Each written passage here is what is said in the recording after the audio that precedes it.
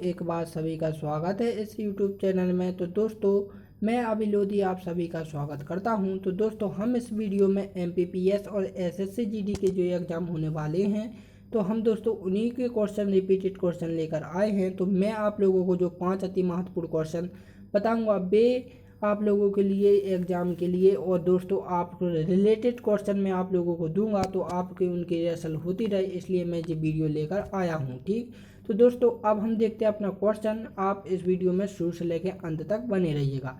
तो दोस्तों हमारा जो फर्स्ट क्वेश्चन है तो दोस्तों एक तो आप याद रखना, मैथ और रीजनिंग ऐसी क्वेश्चन होती है जिसमें आपका केवल से केवल दिमाग का खेल होता है और कुछ नहीं होता। ठीक, तो दोस्तों यहाँ पर कुछ दिमाग और पहले तो आप उसका कांस्टेंट होता है जो भी, तो दोस्तों पहले तो उसे क्लियर कर लेना होता है। ठीक, तो यहाँ पर हम आराम से क्या दोस्तों आस्था से हम इस सवाल को देखते हैं और सोच समझ कर करना है। ठीक, तो दोस्तों हमारा जो आंसर रहेगा, प्रश्न रहेगा कि दो अंशों की संख्या, ठीक क्या है, दो अंकों की संख्या के अंत अंकों का योग 7 है। यदि अंकों को पलट दिया जाता है तो नई संख्या में 3 जोड़ने पर कुल संख्या की 4 गुनी हो जाती है। मूल संख्या क्या होगी?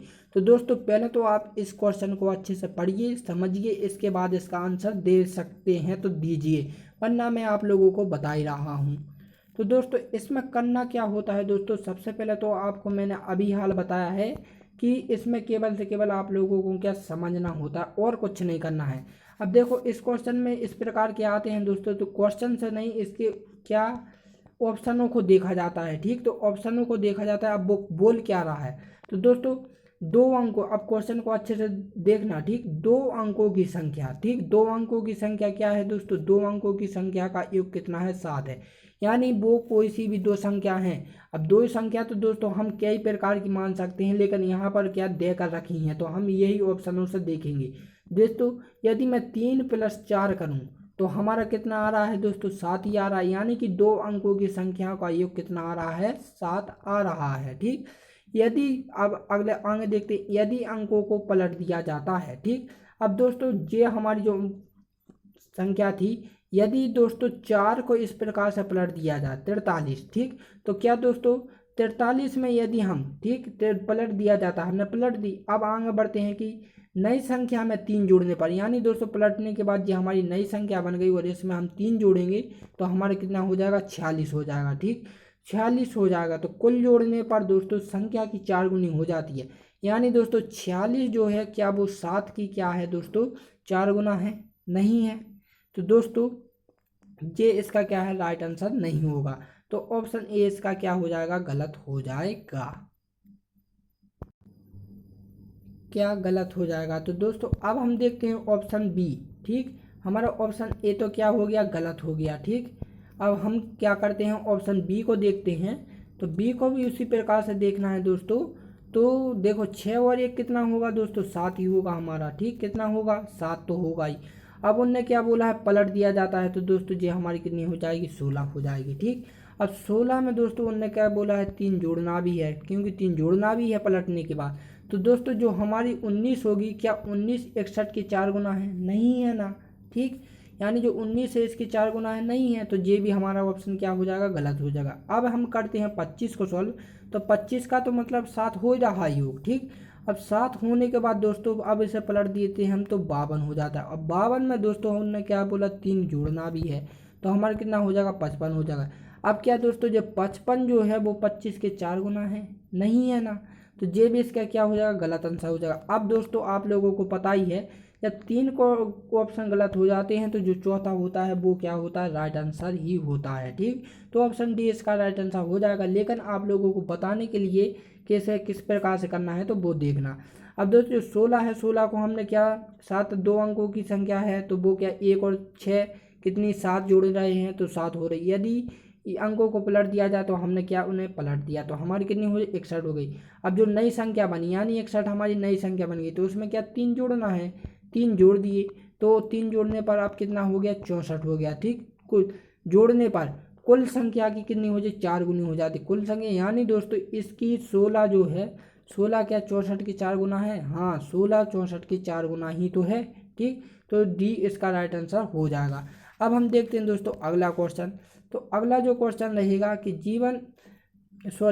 यहाँ पर गलत लिखा है, ठीक, तो कुछ नहीं, यहाँ पर भिन्न के अंश तथा, यहाँ पर भिन्न होगा, ठीक, भिन्न के अंश तथा हर में प्रत्येक में 2 जोड़ने पर प्राप्त 3/5 प्राप्त होता है, मूल्य भिन्न क्या है। ठीक, तो इसमें दोस्तों कुछ नहीं करना है, बस उनने घुमा फिरा कर दे दिया है, तो आपको कुछ नहीं करना है।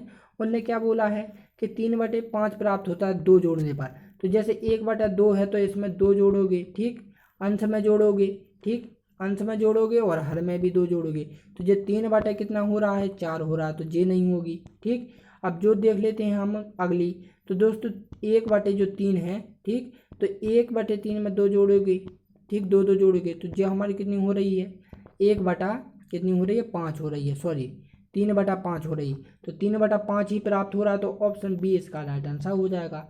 इतना सा सवाल और आप लोग बिना फालतू ही कुछ ना कुछ करते रहते हैं। ठीक, तो दोस्तों ऑप्शन बी इसका राइट आंसर हो जाएगा। नेक्स्ट क्वेश्चन देखते हैं दोस्तों हम इसका, कि जो नेक्स्ट क्वेश्चन रहेगा दोस्तों कि एक आयताकार मैदान की लंबाई, अब ये इंपॉर्टेंट क्वेश्चन है तो आप अच्छे से याद रखना। ठीक, एक आयताकार मैदान की लंबाई और चौड़ाई क्रमशः 50 मीटर और कितनी है, 15 मीटर है। मैदान की लंबाई का चौड़ाई से अनुपात ज्ञात कीजिए। तो दोस्तों कुछ नहीं करना है इसमें, बस आपको थोड़ा सा लॉजिक लगाना है। अब देखो कुल लंबाई और चौड़ाई का अनुपात कितना है दोस्तों, 50 मीटर और कितना है, 15 मीटर है। ठीक, तो दोस्तों आपको मुझे पता है कि रेशियो करना तो आता ही होगा, अनुपात। ठीक, तो यदि हम इसे दोस्तों कितने से काट दें, तो 3 से काटेंगे, यदि सॉरी 5 से काटेंगे तो 5 3 15 और 10 आराम कितने हो जाएंगे, ये हो जाएगा। ठीक, तो क्या दोस्तों जे रेशियो किसी ऑप्शन में दिखा दे, ऑप्शन बी इसका राइट आंसर। इतना सा सवाल था दोस्तों, कुछ नहीं करना होता है इसमें। ठीक, नेक्स्ट क्वेश्चन देखते हैं अब हम, कि निम्न में से अज्ञात, ठीक, संख्या ज्ञात कीजिए। अज्ञात का मतलब दोस्तों कि जे का हमें श्रेणी देकर रखी है, जो लुप्त संख्या, इसमें क्या निकालना है। तो दोस्तों ये लुप्त वाली जो संख्या रहेगी तो इसे किस प्रकार से देखा जाता है, तो सबसे पहले मैंने बताया कि उनके बीच का अंतर ज्ञात किया करें।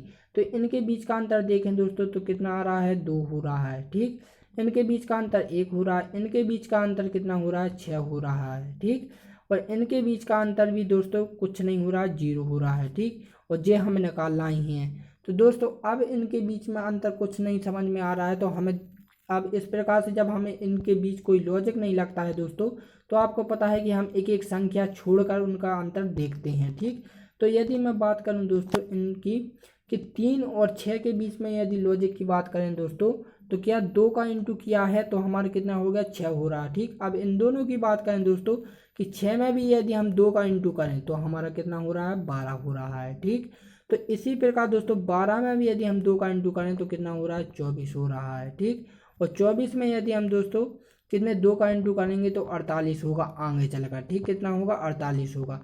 लेकिन अब आपको ये ध्यान रखना है कि आपको हमें तो ये संख्या ज्ञात करनी थी। ठीक, ये संख्या जो ज्ञात करनी थी दोस्तों, तो इसमें क्या हो सकता है दोस्तों, वो ही आपको सोचना है। तो आप यहाँ पर ध्यान दीजिए, तो यहाँ पर जो आने वाली संख्या है वो आने वाली है 19। 19 अब किस प्रकार से आएगी वो यहाँ पर देखना है। तो दोस्तों 5 और 5 में हम 5 जोड़े, 7 जोड़े तो हमारे कितने हो गए हैं, 12 होगा। ठीक, और 12 में दोस्तों फिर से हमने जब 7 जोड़ेंगे तो कितने हो रहे हैं, 19 तो ही हो रहे हैं। ठीक, यानी अब इनके बीच में 7 जोड़े तो 12 हुई और 12 में 7 जोड़े तो 19 हुई, और 19 में जब हम 7 जोड़ेंगे दोस्तों तभी तो 26 होंगे, तो 19 इसका राइट आंसर आएगा, ऑप्शन बी इसका राइट आंसर हो जाएगा। अब दोस्तों ये आप लोगों को कमेंट के रूप में दे कर रख रहा हूँ मैं, तो आप लोग इसे कमेंट करके ज़रूर बताएंगे। तो दोस्तों यदि आप लोगों को वीडियो अच्छी लगी है तो प्लीज़ इस वीडियो को लाइक एंड सब्सक्राइब करें, साथ ही साथ इसे शेयर भी करें ताकि प्रत्येक व्याख्या इस वीडियो का लाभ उठा सके। तो दोस्तों अब हम एक नई वीडियो के साथ मिलते हैं, तब के लिए जय हिंद एंड जय भारत।